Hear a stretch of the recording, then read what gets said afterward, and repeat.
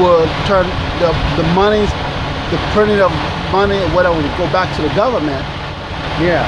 And they said no. That's what I want to do. That's what they said no. So that was in April of 1963. Yeah. Okay. And what happened?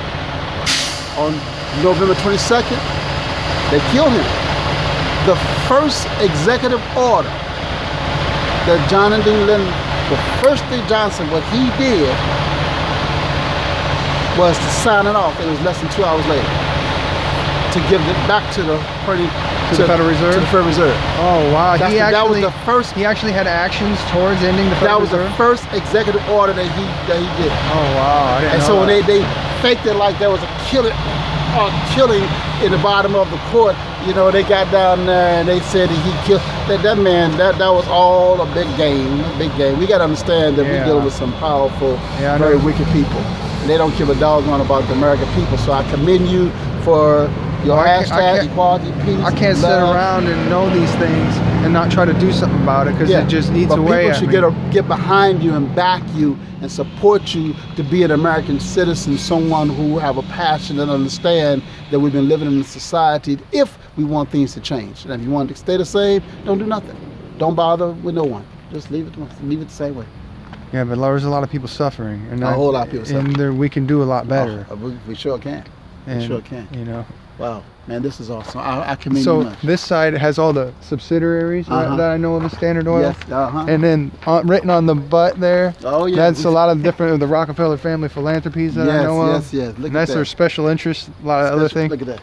Well, we saw that. There's some 9/11 truth on the butt cheeks there. And then. Oh, did you say 9/11 truths? Oh yeah, there's a lot of them. A lot of them on the Weber grills there. Look, people don't know what happened 9/11. Yeah, that was. I had a chance in CFR operation. Let me tell you something. In October of 2015, we were on our way to DC, and it was a van of us, and we got off track. So the lady at the Starbucks said, why don't you go to route, I think it was 203, just go on up there. You're so close, you can go where Flight 93 crashed. I said, Flight 93? Yeah, do 9/11. I said, is that right?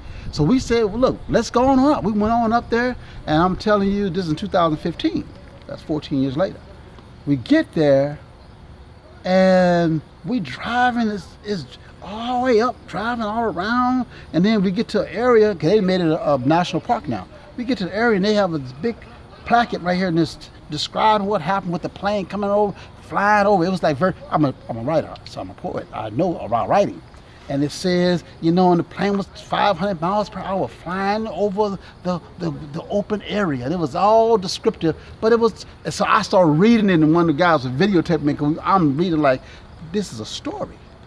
And so we kept driving, we got in the car, and we drove on up and went up the hill and went down the hill, and then we saw the area where the visitor area is, and they had this tall concrete wall, like an angle like this, right by it. Like, man, what is that for? So we just kept on driving. We didn't go to the visitor place, went down below, and if we get down there, where you could stand, but I looked up on the hill, way up on the hill, you could see maybe about 400 yards away up top is that concrete wall. It was an angle.